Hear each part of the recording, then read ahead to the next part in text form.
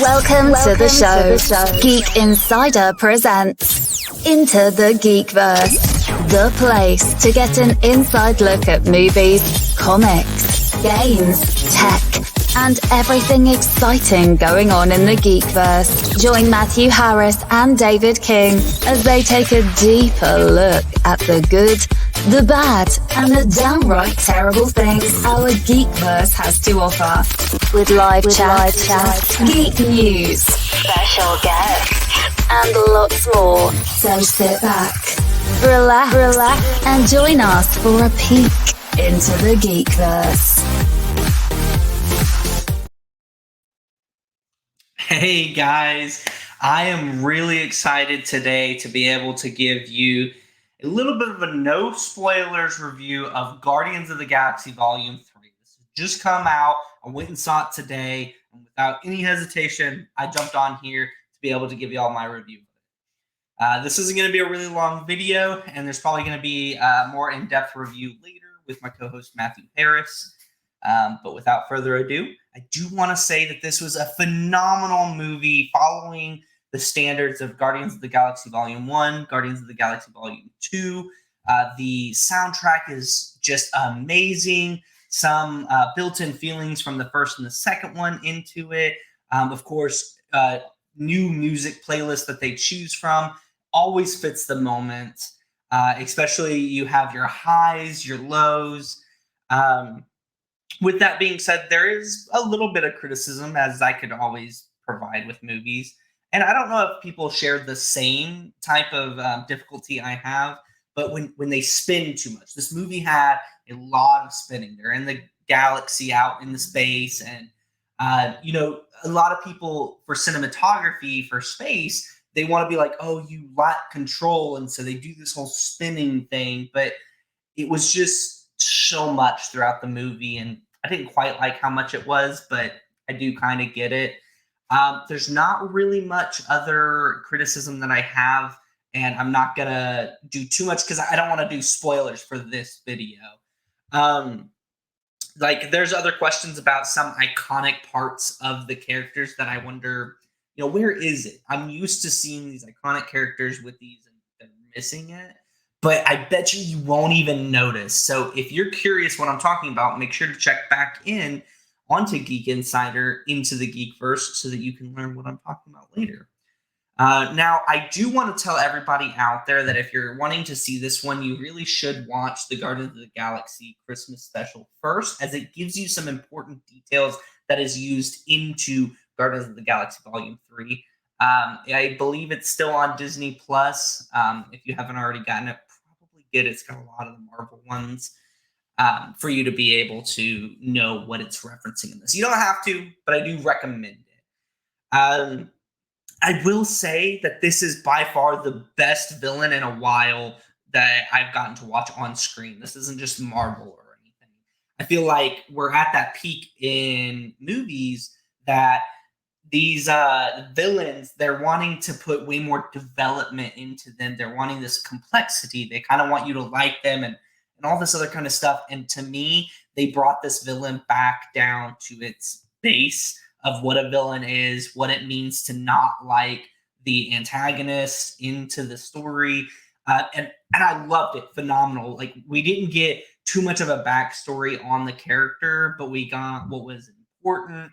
And so we really still let the protagonist be the star of the movie. And that's what's really important to me, because what I'll end up saying is, all right, I'll just jump right into it. They put each usefulness that each character has into the movie very thoughtfully. Now, some people may seem that this seems forced. They don't have to. There's a dynamic and they shouldn't break it, but don't go into it with those notions and stuff. If you just sit down and you enjoy it as it is, I think it's a nice thing as far as a storyline to show the usefulness, especially because you're getting more use out of each character than the previous Guardians of the Galaxy. You kind of get into, like, the first one is like, oh, look how cool each one of them are, but not quite really the usefulness that they bring to the team and what they mean, their characters. And I think that that's building up to this, and they did a phenomenal job doing all of the usefulness that the characters bring to the team and the story. I also want to say that if you saw the trailers, you're probably digging this like sad vibe, and you see all the news that they're putting out there. Like even before the movie started, you got James Gunn and Chris Pratt, and Chris Pratt was all like, and very sad or tissues, or you're gonna have a lot of tears. I will say I didn't cry. I do get what they're going at, but it's not as sad as you think. Um, Once again, no spoilers, so I'm not going to end up telling you what that's about. I think that they definitely want you to be sad, but not so sad that you cry. I think it's just hyping up the movie for people to see it and everything. You know how commercials are, trailers and everything.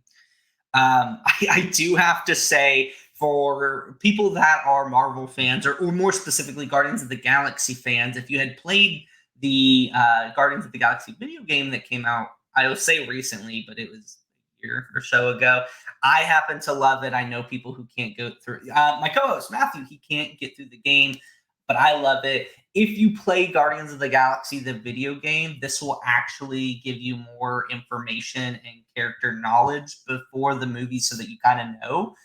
I will say, because it's not a spoiler, they had it in the trailer, Cosmo is in it. Cosmo is this Russian astronaut dog who has telepathic powers. And by far, it's my favorite part. There's a part with Cosmo at the end. I will be sharing more of that information in our more in-depth review after my co-host gets the chance to see it. And I want to see what y'all's favorite parts are. So make sure that you're leaving comments below on our next video that we have. That way we could keep this one spoiler-free. Now, I will have to say that there was a lot of different parts and character development that I will have to say. The movie is more revolving around Rocket, which is a very great character. You get a lot of all the characters, but when you go to watch it, you'll see what I mean about it being about Rocket, which was amazing to learn, especially somebody who didn't get a chance to read comics or anything. I'm sticking to the cinematography that's produced by the MCU. Let's see, trying to go through. I'm sure a lot of y'all are probably waiting to hear about Adam Warlock, who's teased in the trailers and everything, the promos, like probably one of the first things teased.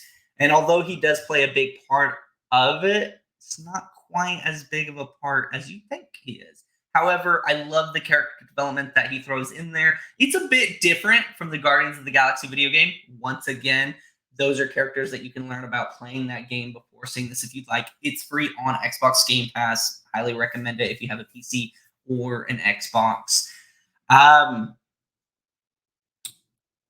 I think the last thing that I'll say that I'd love to leave up for discussion for anybody viewing this, and you can actually put that in the comments down below here, is Groot's development. And I know I've been hearing some things about like this is Groot reborn, this is Groot's son. They still revolve around Groot. And it's interesting because you see the original Groot that you have, obviously he sacrifices himself. Baby Groot forms, and then up through like Teen Groot, he's got the body and physique growing up to look just like the original Groot. And then, of course, if you've seen the Christmas special and some of the trailers, teasers, he's formed different, way bulkier. And I want to hear y'all's thoughts about what you think that means and what, whether you think it's Groot's son, whether you think it's Groot, whether you dislike it. And then also, if you've seen the movie, you can also comment these answers on the other one because there's some changes that you should be looking forward to seeing of Groot. Now, I know that was a lot of information, and I wanted to share this with y'all as I just saw the movie. I really hope y'all get a chance to check it out and let us know what you think about it. But to end this show, I do want to remind everybody, if you have not already seen our TikTok or any of our posts about it, me and my co-hosts are going to go to the Fan Expo Dallas in the beginning of June, where we are going to be taking our very own darksaber. And if you like lightsabers, make sure to check it out on TikTok where we have a video up about it. Now, what's cool about this is we're going to be wearing our own Geek Insider merch that we're going to be having on. And if you're going to the Fan Expo in Dallas, make sure to track us down and ask us how to enter to win your very own lightsaber from Pro Savers. And more about that at the convention. We're really excited to meet any and all of y'all, to see what it is there, the celebrities, and bring to y'all some amazing adventures that we have there. Also, we do have a GeekPlay channel going on, hosted by yours truly with the gaming. As you know, May the 4th just happened yesterday, and we started the new Star Wars Jedi Survivor gameplay walkthrough. We have episode 1 out now, as well as some of your other favorite video games like Overwatch 2. So if you like that, make sure to check out the channel and subscribe. And I will wish y'all a fair adieu. Oh, that does it for this episode of Into the GeekVerse. If you enjoy our content, please consider subscribing to our YouTube channel. And if you want to join us live, hit that bell so you never miss a show. Want to catch us on the go? Listen to our podcast on every major platform, but you can catch the real fun on YouTube. Be sure to visit GeekInsider.com for tons of great geek content and advertising opportunities. And if you want to stay up to date on all things geeky, sign up for our newsletter. We'll see you next Sunday at 9 p.m. Central. And if you're not here, we might have to revoke your geek card. Have a great week, everyone.